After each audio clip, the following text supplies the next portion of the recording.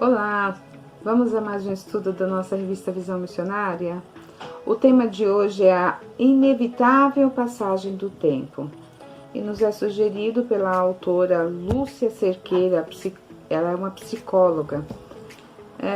O texto bíblico usado é Salmos 90, versículo 12 e Provérbios 10, versículo 27, apenas a parte A. 90:12 diz: ensina-nos a contar os nossos dias para que o nosso coração alcance sabedoria. NVI. Se lêssemos na versão Almeida, ela diria: ensina-nos a contar os nossos dias de tal maneira, que alcancemos coração sábio. No Provérbios capítulo 10, versículo 27, em Provérbios a gente lê no NVI: o temor do Senhor prolonga a vida, mas a vida do ímpio é abreviada. Na versão Almeida diria apenas: o temor do Senhor aumenta os dias, E fiquemos com a parte A deste primeiro versículo. E a autora nos ajuda com um texto.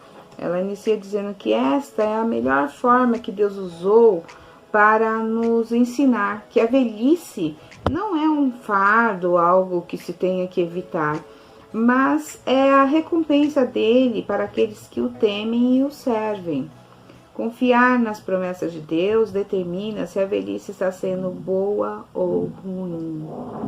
E a passagem do tempo em nossa vida ela é inevitável, até porque percebemos a nossa evolução através do tempo. E a Bíblia sempre nos adverte sobre este fato. E podemos ler lá em 1 Coríntios capítulo 13 sobre essa evolução, porque lá em Coríntios diz assim, que quando eu era menino, falava como menino, pensava como menino e raciocinava como menino. Quando me tornei homem, deixei para trás as coisas de menino. Então aqui a palavra homem, ela está falando sobre a espécie humana, E não sobre o sexo masculino ou feminino. Isso quer dizer que todos nós passamos por essa evolução, esse período, Nós crescemos, aprendemos. E quando nos deparamos com esse texto, evidenciamos a nós mesmos, pois chegamos a pensar dessa forma. E aí nós trazemos à mente alguns pensamentos que como poderia ter sido, aquele momento. Uma das questões que nós falamos, uma das indagações seria assim: se eu tivesse os meus 15 anos com a cabeça de hoje, como gostaria que o tempo voltasse em algumas ocasiões. Como gostaria de ter a oportunidade de mudar algum momento da minha vida. Por exemplo, o dia em que me converti. Talvez a conversão se deu numa idade mais madura, velhice. E você hoje, pela alegria da palavra, já tenha desejado que pudesse ter nascido de novo na sua tenra idade. Isso é legítimo. Outra situação é que, ou até mesmo venha à sua mente a ideia de que você gostaria de voltar ao tempo em que era uma verdadeira pé de valsa, Então era uma excelente dançarina, Curtia as festas e a vida, na noite, de maneira a não se cansar. Como diz o jovem, você era uma baladeira, ou uma rolezeira, como eles falam hoje, que é aquela pessoa que ela curte muitas festas sem desanimar. Mas tudo isso é legítimo, porém, o que nós precisamos observar nesse caso é se nesses momentos da vida Cristo era e continua sendo o centro da nossa vida. Se no meu passado eu sabia discernir o meu compromisso com Deus, qual era o meu compromisso realmente?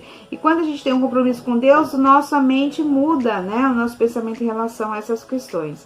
E a palavra de Deus, ela diz: ensina-nos a contar os nossos dias, conforme nós lemos lá em Salmos 90:12.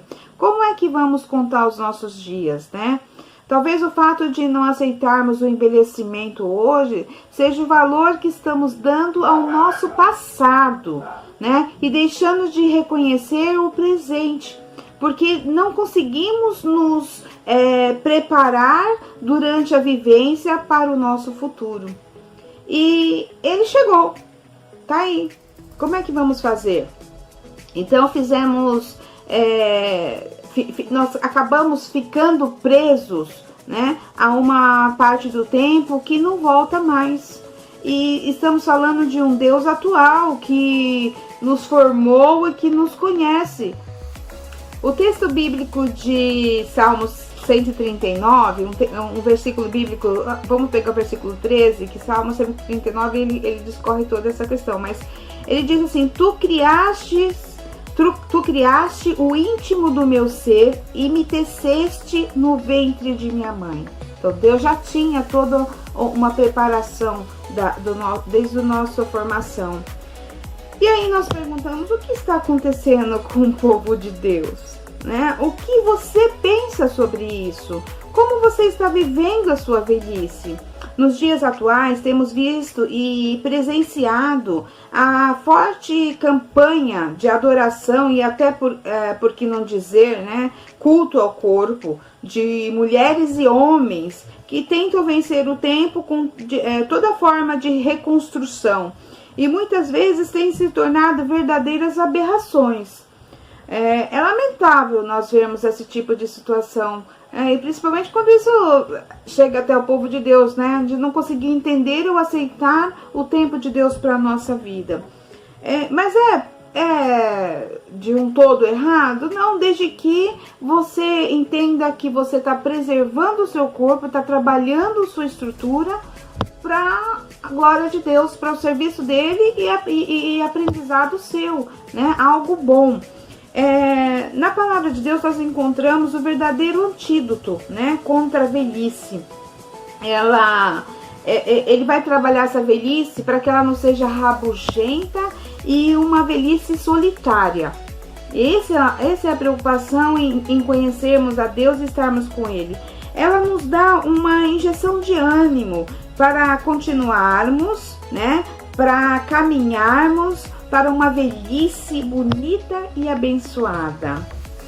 E podemos dizer abençoadora, porque a pessoa, quando está na velhice, ela tem uma experiência maravilhosa para passar, algo muito bom, né? E na presença de Cristo, isso sim é uma verdadeira velhice, isso sim é um verdadeiro aprendizado. Por Ele e para Ele é que cuidamos do nosso corpo, que é o templo do Espírito. Então, temos que comer mais saudável possível, nos alimentar com coisas boas, viver momentos bons, viver momentos em família, alegria do dia a dia. Hoje acordamos, estamos vivos, olha aí que tempo bonito, né? Chovendo, faça frio, faça calor. Deus, Ele é o nosso motivo e a nossa alegria, né? Então, só damos aquilo que temos, né? Não podemos dar nada mais que isso. Por isso precisamos estar em Cristo e aprendendo. Nos aposentamos, né? Então, secularmente falando, para o mundo, né? Nos aposentamos de muitas coisas que fazíamos antes, mas nunca para Deus. Então, minhas queridas irmãs, nós temos que aprender uma questão aqui, que o estudo de hoje, ele nos ajuda a entender quem somos e para que fomos criados. Você pode ter tido o melhor cirurgião plástico, você pode ter tido uma vida mais saudável possível, né? Recursos e festas e amizades, né? E hoje a gente diria assim, os likes, né? Olha quantos likes que eu recebi, quantos likes você tem e os seus seguidores. Bom, já estou chegando aí aos 16 mil, será que são todos os seus amigos?